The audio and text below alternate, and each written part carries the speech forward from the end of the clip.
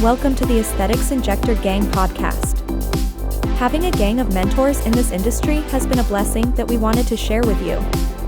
Our core group has been traveling together and comparing notes about life and business for years.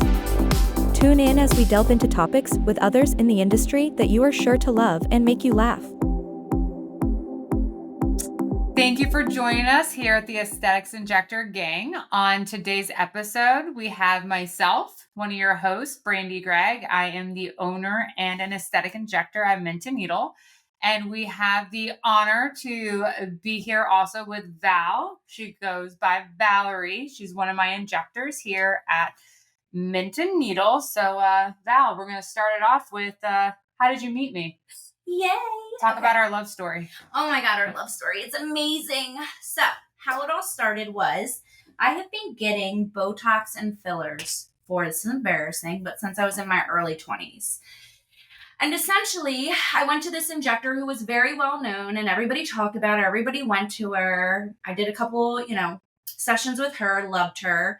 And then one of my friends that also went to her said to me, "Hey, have you seen this Brandi girl?" And I was like, maybe. Like, I saw her on social media.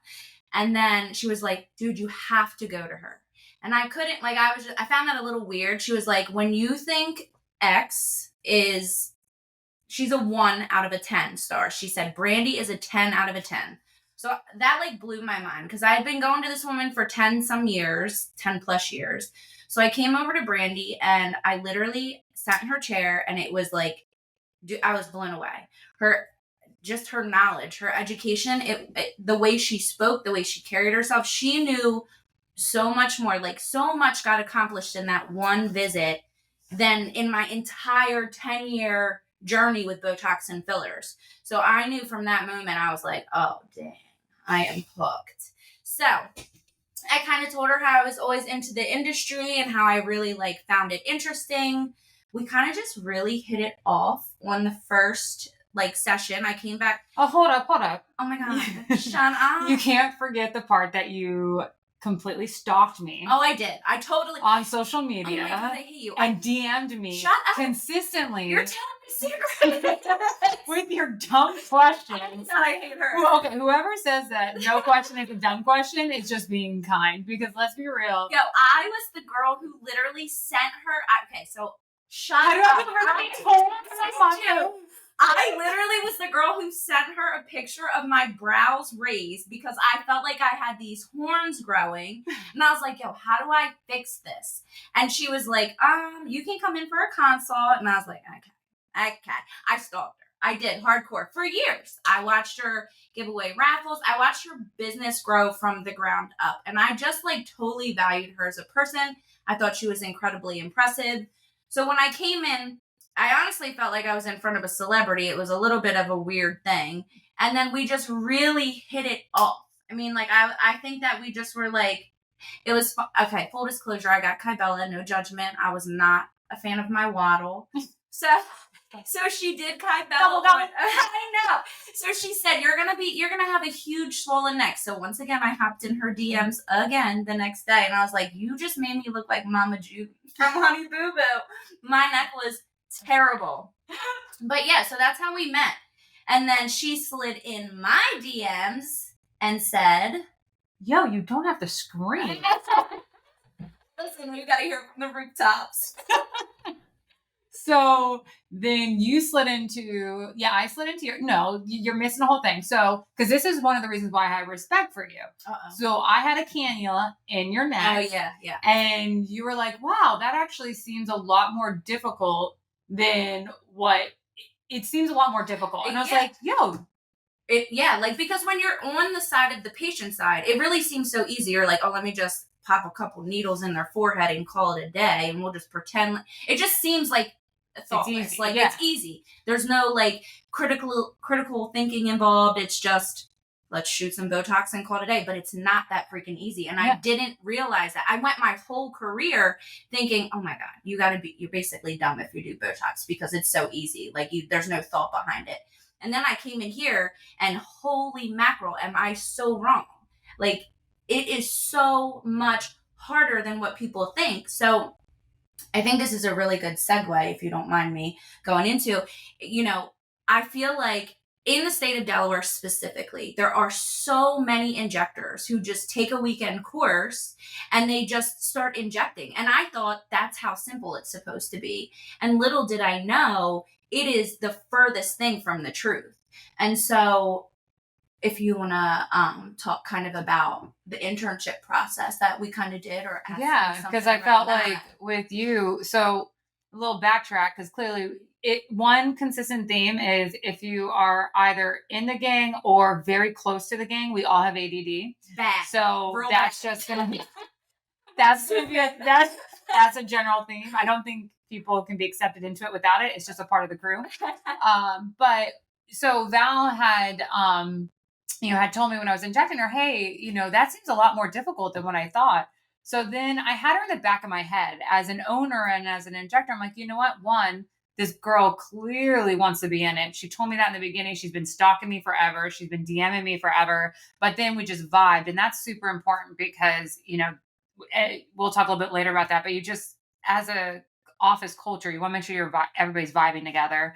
But I knew the second that she told me, hey, this is a lot more difficult than what it seems. I was like, this is my next injector. Yeah. I was like, this is my next one, because she actually understands that this isn't just a quick, easy, let me just, pop a needle in here or whatnot. And it's crazy that you say that, because I honestly thought it was that easy until I met you. Like, yeah. I literally thought it was just the easiest thing. And when I met you and, following you, you don't see when you follow people on social media how hard it is. But when you're in the chair and you're watching and you're listening, I don't think you give yourself enough credit sometimes. Like, when I had been going to that place for years, and at no point in that amount of time was I impressed with the things I was seeing. But one visit with you, I was like mind blown. So I really think it was you that changed my mind on the aesthetic industry, and completely. Oh, thank you, boo boo. You're so cute. Oh, you said I want to. Because we get this question all the time, and today I really want to talk about that, because we have a lot of nurses, as you know, yes, reach out and they want to break into the industry. And you've now been an injector for about a year and a half, and you've gone through an internal residency with me. Talk to the audience a little bit about, they have an idea how you broke in, right? You stalked me. Yeah. That's all you got to do, guys. You stalked me, but you became a patient. You valued the industry. You have to invest in the company that you're going to work for too. You can't just walk in a job and be like, hey, hire me. No. Go see the culture. Go meet the people. Go give the business your money, right? Like, invest in the people who you believe in. And I truly believed in Brandi at that time. So back to the breaking into that industry, because so then the way that I brought her on board is I said, hey, I called her out of the blue essentially and said, I want to, bring you in, but as a medical assistant. Yeah. Right. You're going to be an aesthetic assistant, because we really need you to learn the ground up. You need to go everything from reconstitution to being in the room assisting me. Because you front desk. You did the front desk. You did everything from front desk to medical assisting. So talk to them a little bit about that transition, about how you went from, okay, so I called you and said, yo, you're going to be a medical assistant making not as much money as you're making as an RN. Yeah. Right. Talk our audience through what that looked like. It's very humbling, honestly, because,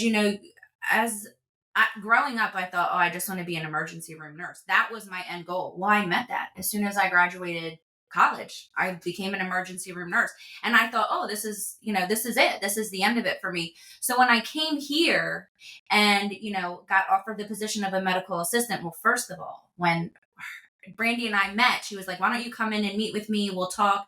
I came in and I'll never forget it. I knew no matter what she said, I was going to agree with it because I wanted it. So basically I just yes ma'amed through the whole conversation. And then I went home and I will never forget it. I screamed. I ran in my front door and I screamed and kind of did like a little happy dance, because I thought, holy crap, this is it. Like, I'm getting into the industry that I love. And so it was a very humbling experience, though, because you go from an emergency room where you know everything. I mean, you literally know everything. And then you come here where it is, I'm starting at the front desk, how to answer a phone, take patients back, starting charts, collecting payment. I felt like I was literally starting all over again. Um, and then standing by and watching Brandi inject was torture because, you just want to be hands on, hands on. But looking back, I realized like the process that I took should be the standard for every single person. It is mind blowing to me that people take a weekend course and they just start injecting and having these Botox parties and pairing up with the doctor that they used to work with in this practice. And then they have you come into their home to inject them. Like it blows my mind. And I feel like the internship process should be the standard for any nurse injector. You really need to start from the bottom and work your way up because there are so many medical mistakes that you could make and you don't realize it because you just don't know. You don't have the experience.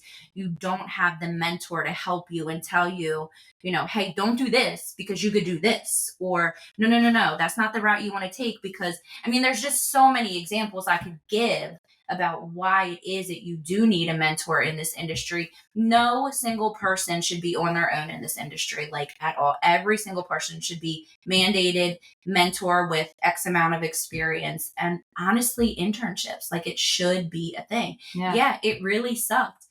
I built my life around a certain lifestyle, right? I never in a million years thought I would make it into the aesthetic industry. So I built my life around an income that I made in a hospital thinking that's where I was going to be. Taking a step back, it was worth its weight in gold. It was worth its weight in gold to take that, cut, but it's not a cut because you're paying for your education. Mm-hmm. And that's the thing that people don't realize. To be good in this industry, you have to pay for your education. And you're not paying, a little bit of chump change. You're paying thousands of dollars to be one-on-one with an injector, to be the best in the industry, to get the new and improved technique, the new and improved education. I just feel like it's just the best way to go is the internship through and through. Absolutely. Because I know for me, so now we have another injector here, Ashley, who we're doing the exact same concept. And, it's this internal kind of internship to be trained. Now, one of the things that people say is, oh, well, I'm a nurse or I'm this, so I should be making X. There's only, with this industry, there's two ways to be in this industry. You either pay a lot of money to get trained and you're working at a practice and you're spending money on private training and a lot of training, knowing that it takes years and years to become very good in this industry with consistent flow of patients. Mm-hmm. So to me, I don't care how long somebody's been in the industry. I care about, how many patients are you seeing? So if you're working, you can say I've been in this industry for 5 years, but you're seeing 3 patients a week. Well, that's not doing anything. Yeah, it's not doing anything. Like you've had a consistent set of books and we eased you in. Which I think was nice. The other really cool thing about it is that, like, coming to a practice that was established and there were clients who had an immense amount of trust in you, including myself, it was easy for them to come over to my book. Mm-hmm. So it was really easy for me to build a book. And I don't care what anybody says.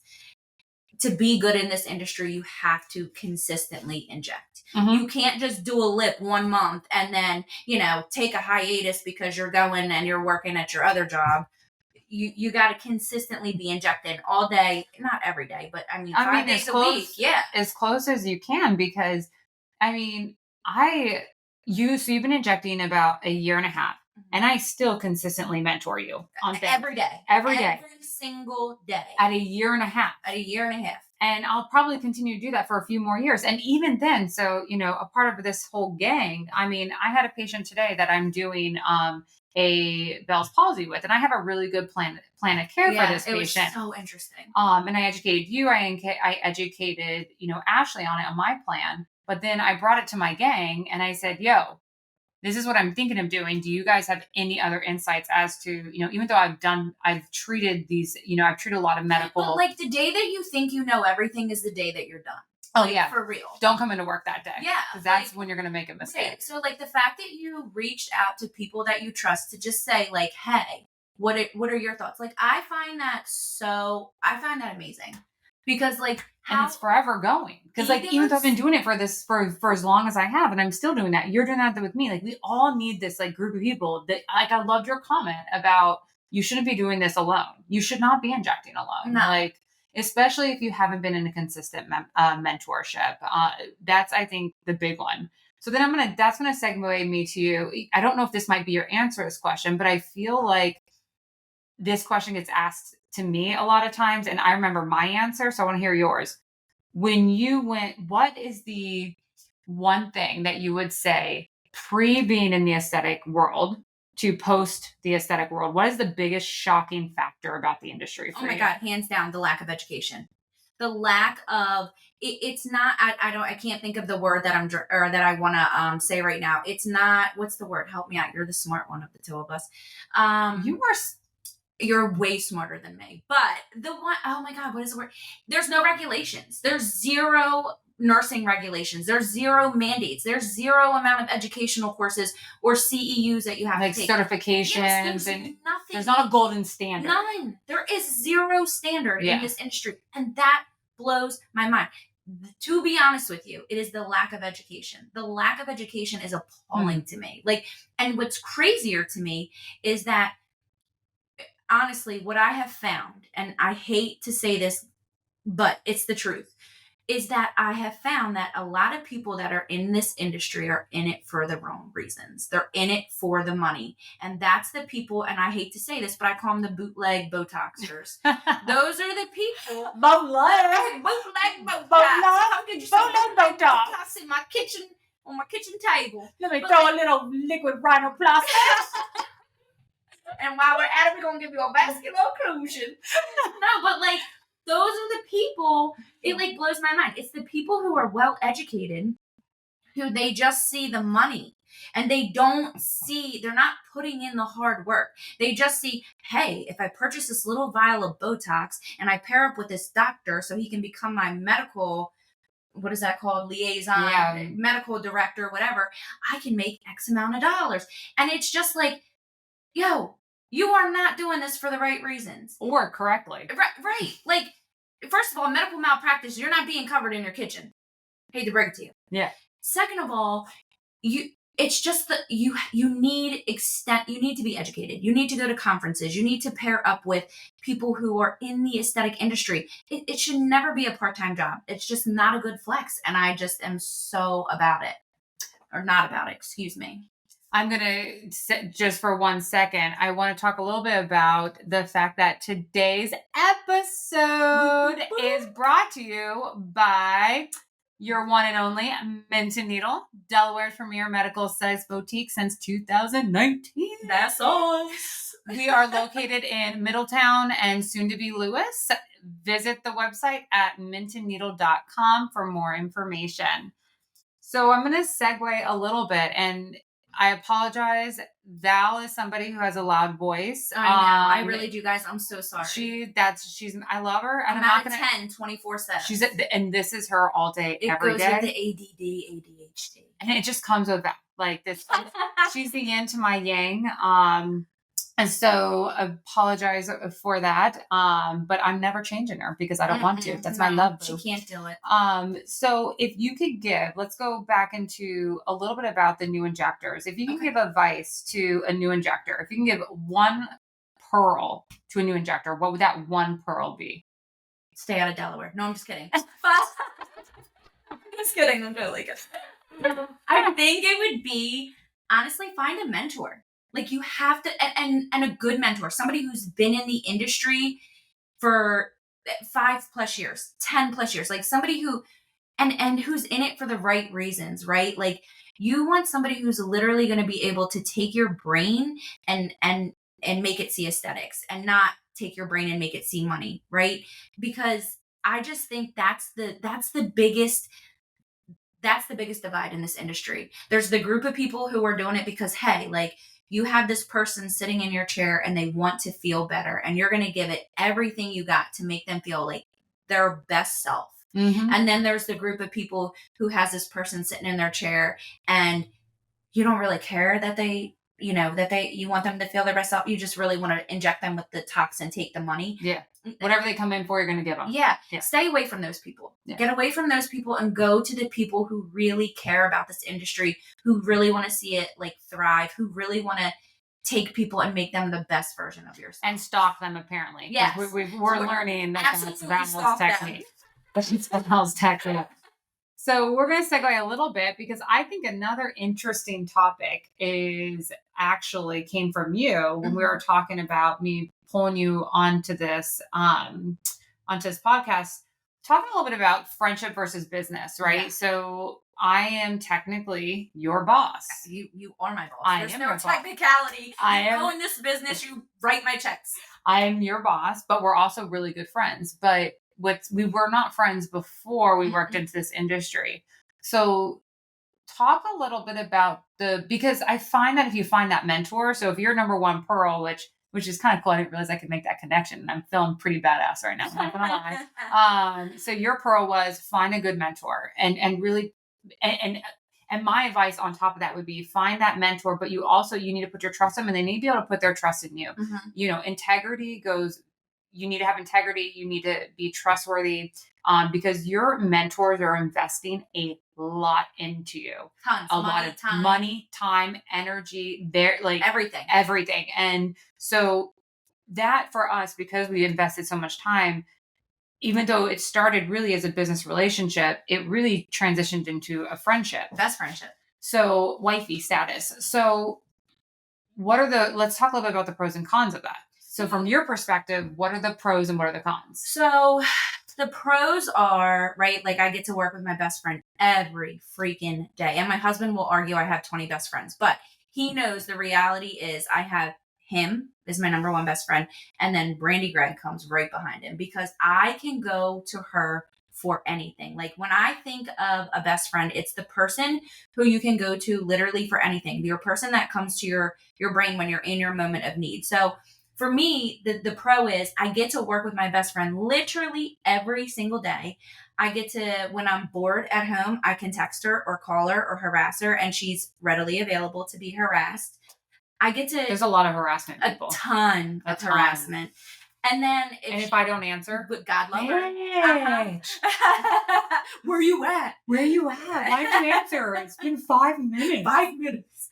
No, but then the other thing is I get to essentially, and she's probably going to disagree with me, but I get to essentially run a business and not pay for it because she values all of my input. Like I tell her my ideas, my creative ideas. Yeah. Like I'll come to her and I'll say, I really want to do, for instance, this month, I really want to do more threads. So I said to her, can you please create a package for me of threads and filler? So I get to kind of do my creative. So that's a really cool pro is I get to be creative with her, and she usually will always listen to me. And then sometimes she nixes it. A con is when she doesn't listen to me. Damn, I hate that. I get so angry. But, the thing that is the coolest about her and I, we literally built our friendship on loyalty and trust. And I feel like it's literally what our friend, would you agree? Yeah. I'm like, yeah. Like that's what it's what our friendship is based on is loyalty and trust. And I feel like if either one of us broke that trust, it would not be a good situation. So that would be the con of it. Like it's a slippery slope because, right, I have the whole world in my hand right now, right? I get to work with my best friend. I get to do a job that I love. I am so happy in my personal life. You have a mentor. I didn't have to put any money out. No money out for training. None. Not even for any conferences. And I've went to cadaver courses. Yeah. I've went to conferences, and I've put $0 out, all because I found the right mentor.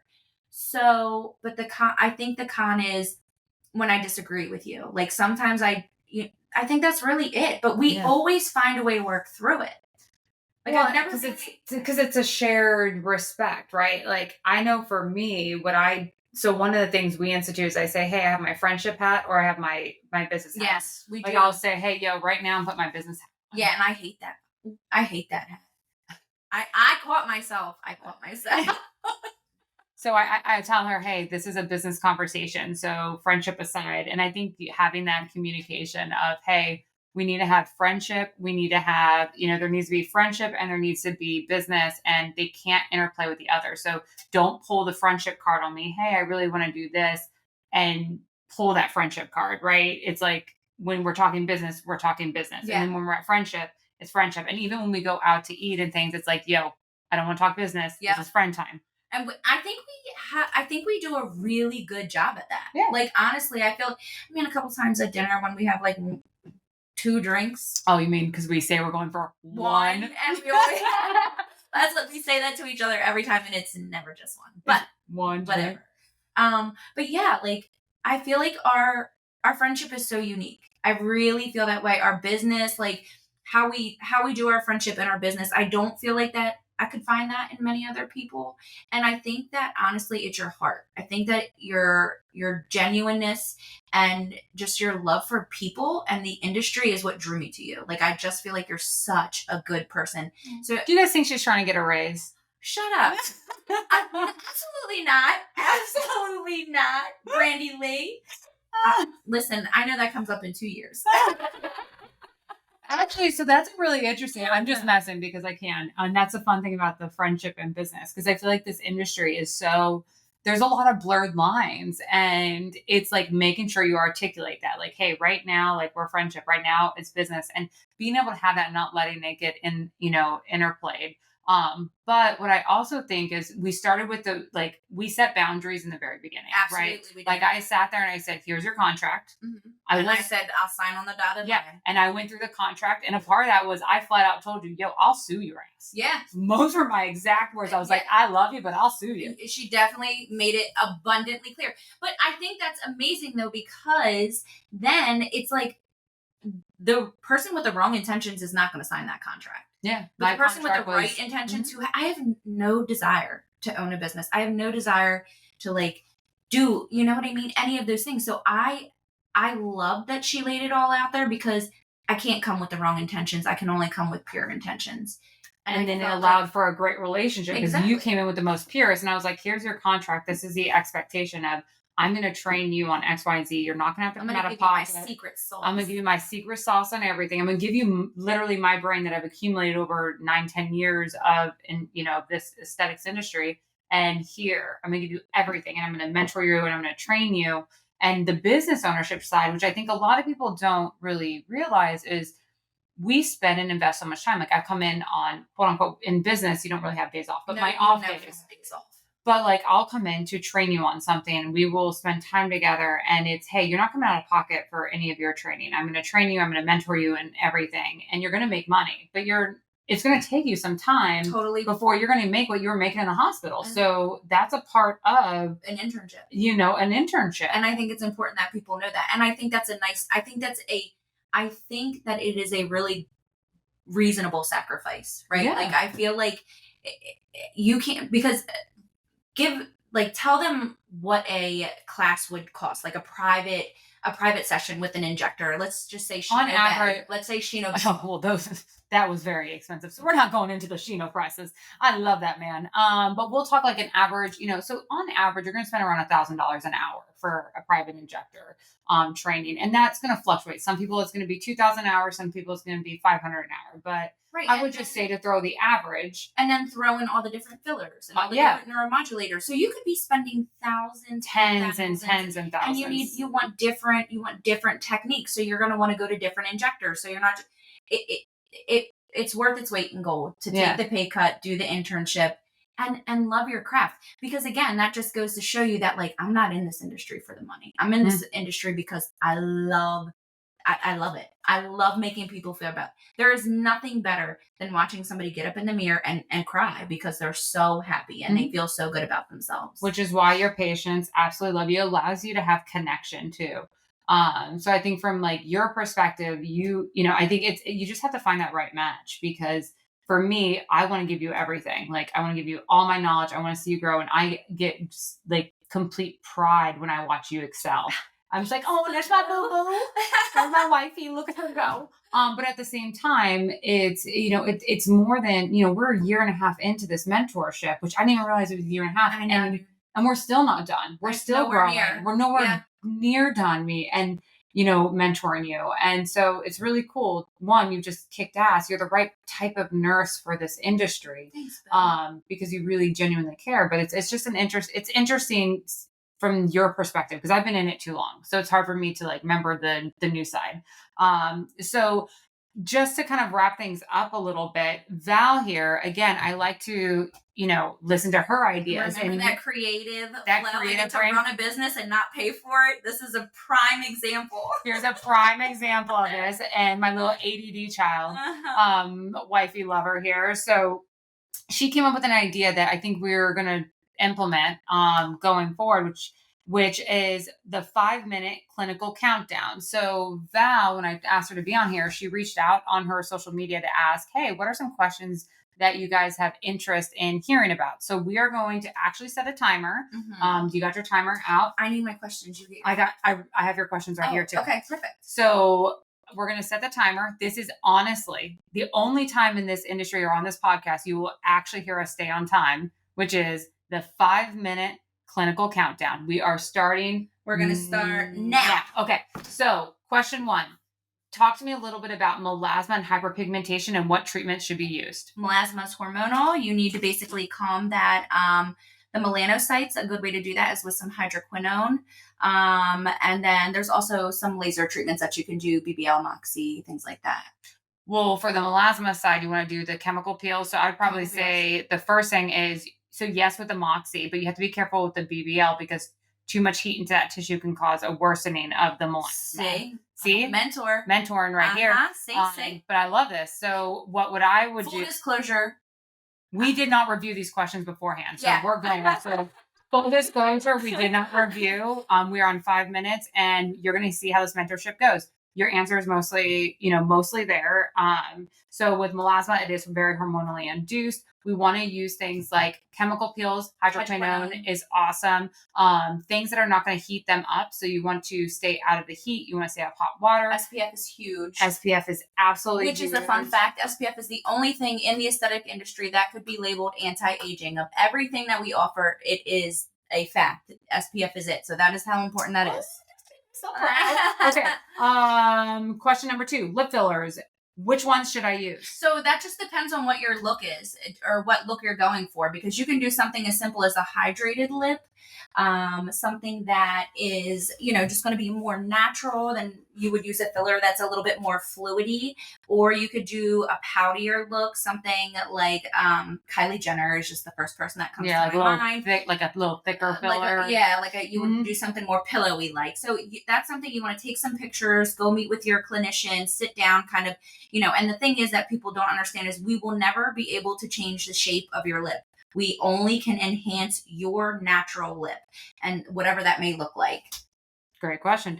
Okay, so talk to me a little bit about skincare, because somebody asked a question of what skincare product should I get? So I had 3 people ask me about skincare, and I'm going to be honest with you. Our skincare, Mint and Needle Skincare, we are private label.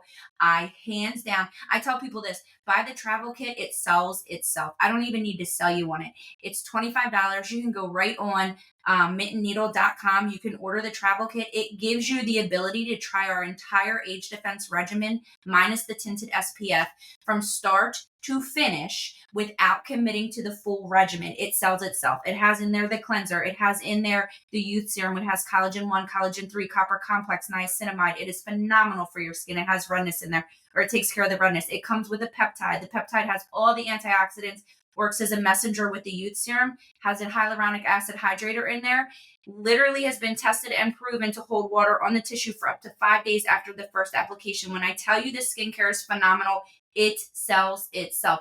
Go. Damn. I'm not even kidding though. I'm literally not.